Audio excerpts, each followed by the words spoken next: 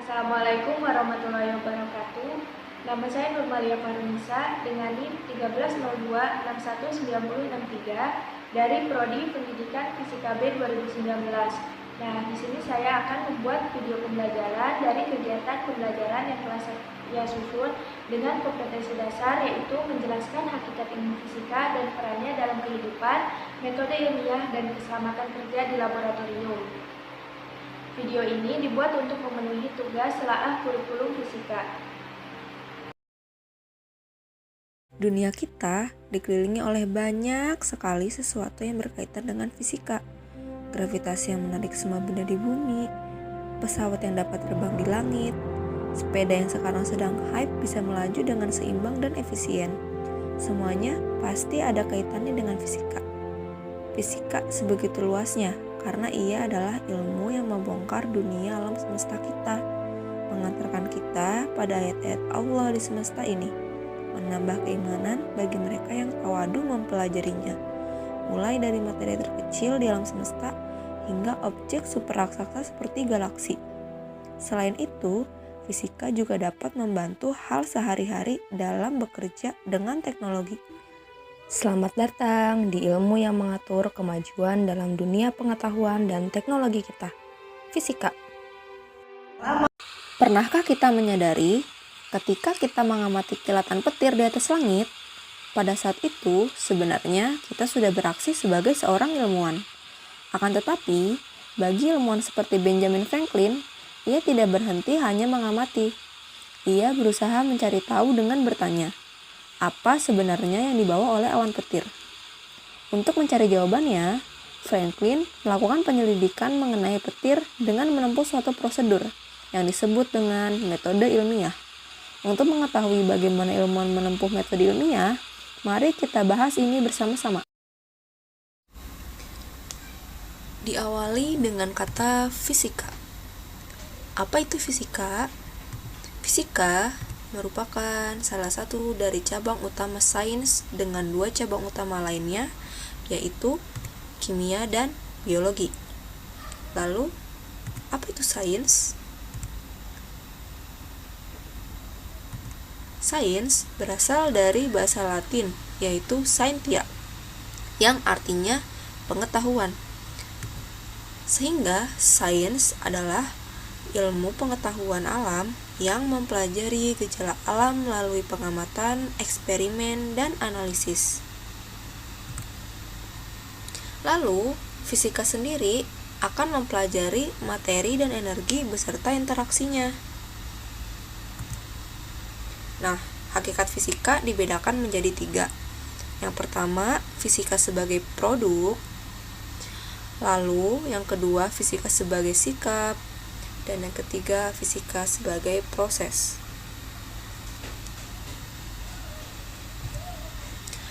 Fisika sebagai produk sendiri dikenal dengan istilah a body of knowledge, yang merupakan kumpulan pengetahuan di mana bentuknya dapat berupa fakta, konsep, rumus, model, prinsip dan hukum maupun teori. Jadi misalnya fisika itu sangat berkaitan erat dengan konsep-konsep hitungan, rumus yang pasti ya tadi, lalu seperti prinsip dan hukum. Kayak gimana tuh contohnya? Kayak hukum kekekalan momentum, hukum kekekalan energi, hukum Kirchhoff, dan sebagainya. Atau kalau teori seperti teori kinetik gas, teori atom, dan lain-lain. Lalu, fisika sebagai proses dikenal dengan istilah a way of investigating, merupakan metode untuk mendapatkan produk fisika. Nah, langkah-langkahnya gimana tuh untuk mendapatkan produk fisika? Yang pertama yaitu melakukan observasi atau pengamatan. Lalu yang kedua, perumusan masalah. Yang ketiga, pengumpulan data dan informasi. Yang keempat, penyusunan hipotesis. Yang kelima, eksperimen. Yang keenam, penarikan kesimpulan. Dan yang terakhir, penemuan, teori, dan konsepnya. Lalu, hakikat fisika yang ketiga yaitu fisika sebagai sikap. atau dikenal dengan istilah way of thinking, merupakan perilaku ilmiah yang dimiliki oleh peneliti, antara lain rasa ingin tahu, kreatif, rasa percaya diri, teliti, objektif, jujur terbuka, dan mau mendengarkan pendapat orang lain. Nah, pembahasan selanjutnya yaitu mengenai metode ilmiah. Syarat pengetahuan dapat disebut ilmu dan dikatakan ilmiah adalah sebagai berikut. Yang pertama yaitu harus objektif. Jadi, pengetahuan yang didapatkan sesuai dengan fenomena yang diteliti atau dapat dikatakan sesuai dengan fakta. Lalu, syarat yang kedua itu metodik. Pengetahuan yang didapat menggunakan cara-cara yang sesuai metode penelitian yang terkontrol.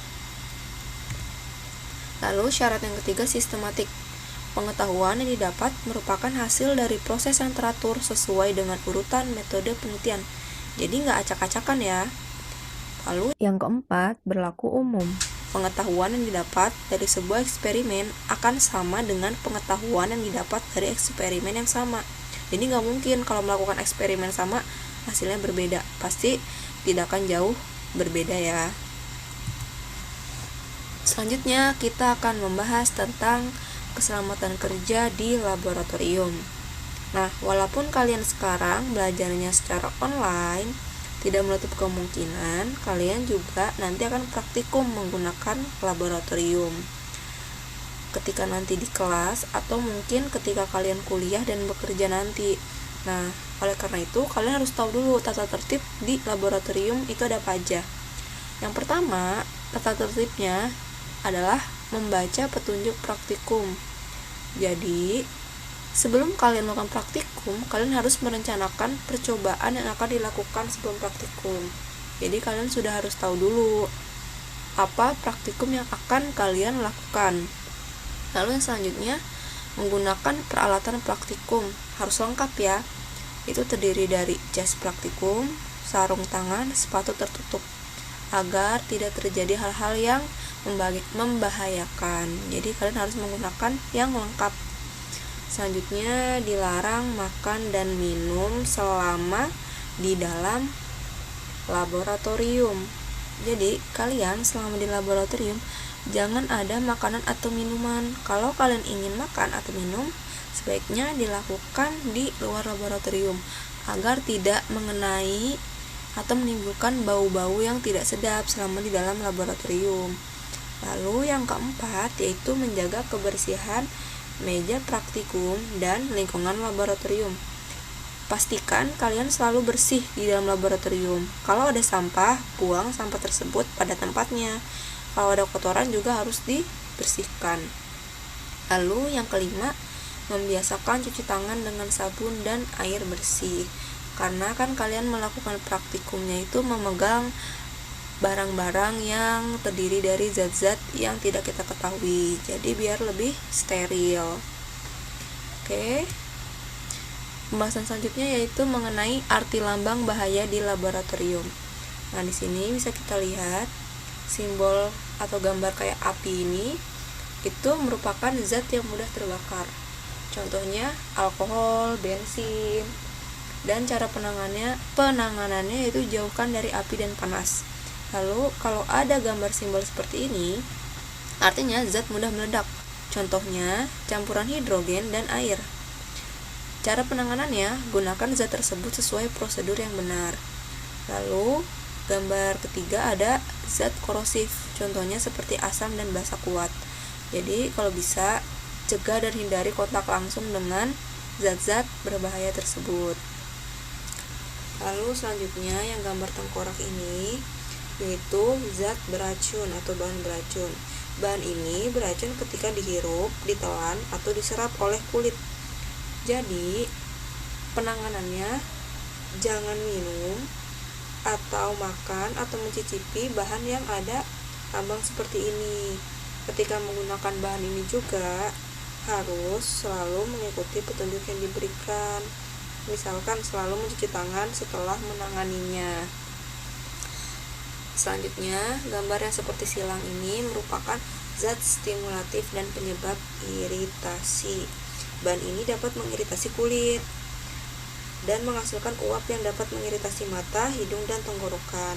Contohnya masih sama ya, asam dan basa kuat. Jadi penanganannya yaitu hindari menghirup uap bahan ini dan selalu ikuti petunjuk yang diberikan.